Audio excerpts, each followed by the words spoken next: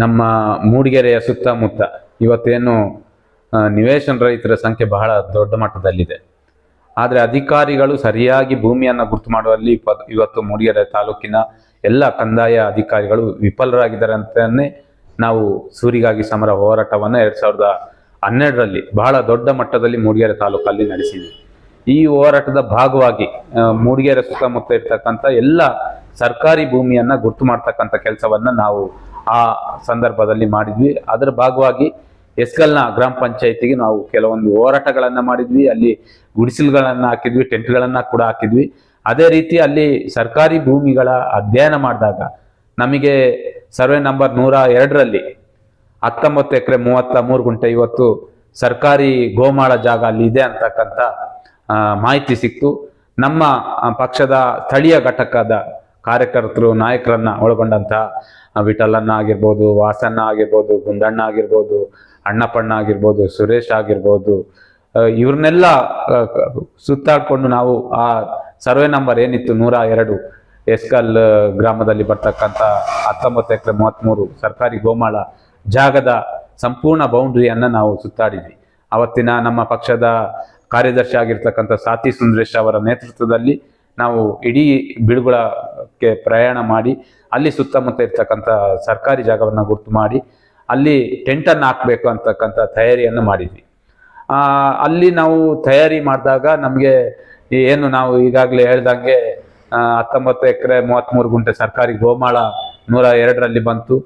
ಅದೇ ರೀತಿ ಈ ಒಂದು ಜಾಗದಲ್ಲಿ ಒಟ್ಟು ಅದೇ ಸರ್ವೆ ನಂಬರಲ್ಲಿ 27 ಎಕರೆ 68 ಗುಂಟೆ ಜಾಗ, 27 ಗುಂಟೆ ಮತ್ತು ಒಟ್ಟು ಸರ್ಕಾರಿ ಜಾಗ 28 ಎಕರೆ ಜಾಗ ಇತ್ತು. ಅಲ್ಲಿ 28 ಎಕರೆ ಜಾಗದಲ್ಲಿ 1 ಎಕರೆ 35 ಗುಂಟೆ ಏನು ಅಲ್ಲಿ ಇದ್ದಂಥ ಉದಯ ಬಿನ್ ಬೋರಯ್ಯ ಅನ್ನೋರಿಗೆ 1 ಎಕರೆ 35 ಗುಂಟೆ ಜಾಗ ಆಗಾಗಲೇ ಮಂಜೂರಿ ಆಗಿತ್ತು. ಇನ್ನ ಇರ್ತಕ್ಕಂಥದ್ದು 26 ಎಕರೆ 33 ಗುಂಟೆ ಜಾಗ ಏನಿತ್ತು ಅದರಲ್ಲಿ 3 ಎಕರೆ ಒಂದು ಸರ್ಕಾರ ಅಂತ ಪಾಣಿ ದಾಖಲಾಗಿದೆ, ಇನ್ನೊಂದು 4 ಎಕರೆ ಅದು ಕೂಡ ಸರ್ಕಾರಿ. ಇದು 7 ಎಕರೆ ಸರ್ಕಾರದ ಹೆಸರಲ್ಲಿ ಇರ್ತಕ್ಕಂಥ ಜಾಗ. ಇನ್ನ 19 ಎಕರೆ 33 ಗುಂಟೆ ಏನು ಜಾಗ ಇತ್ತು. ಇದನ್ನ ನೋಡಿದಾಗ ಅಲ್ಲಿ ಎಲ್ಲ ಸಮತಟ್ಟಾಗಿರ್ತಕ್ಕಂಥ ಪ್ರದೇಶ ಮತ್ತು ನಿವೇಶನ ರೈತರಿಗೆ ಬೇಕಾಗಿರ್ತಕ್ಕಂಥ ಜಾಗ. ನಾವು ಆ ಸಂದರ್ಭದಲ್ಲಿ ಹೋರಾಟ ಮಾಡ್ಬೇಕಾದ್ರೆ ನಿವೇಶನ ರೈತರಿಗೆ ಜಾಗ ಕೊಟ್ರೆ ಸರ್ಕಾರ ಯಾವುದೇ ಕೂಡ ತಾತ್ಕಾಲಿಕವಾಗಿ ಮೂಲಭೂತ ಸೌಲಭ್ಯವನ್ನ ಕಲ್ಪಿಸ್ಲಿಕ್ಕೆ ಬಹಳ ಕಷ್ಟ ಅಂತ ನಾವು ಮನಗಂಡು ಅಲ್ಲೇ ಪಕ್ಕದಲ್ಲಿರ್ತಕ್ಕಂಥ ಏನು ಇವತ್ತು ಕಣಿವೆ ಬಸವೇಶ್ವರದಲ್ಲೂ ಕೂಡ ಸರ್ಕಾರಿ ಜಾಗ ಇದೆ.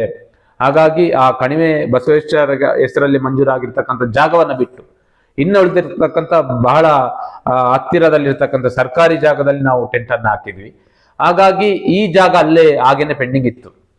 ನಂತರ ನಮ್ಮ ಹೋರಾಟದ ಭಾಗವಾಗಿರ್ತಕ್ಕಂಥ ಮುಂಚೂಣಿ ನಾಯಕತ್ವವನ್ನು ನಾವು ಬಹಳ ನಮ್ಗೆ ಇವತ್ತು ಬೇಸರ ಆಗುತ್ತೆ. ಮುಂಚೂಣಿ ನಾಯಕತ್ವ ಸುಮಾರು 7ರಿಂದ 8 ಮುಂಚೂಣಿ ನಾಯಕರನ್ನ ನಾವು ಕಳ್ಕೊಂಡ್ವಿ. ಅವರ ಅಗಲಿಕೆಯ ನಂತರ ನಮ್ಮ ಹೋರಾಟಕ್ಕೆ ಸ್ವಲ್ಪ ಹಿನ್ನಡೆ ಆಯಿತು ಅಂತಕ್ಕಂಥ ಭಾವನೆ ನಮ್ಗೆ ಇತ್ತು.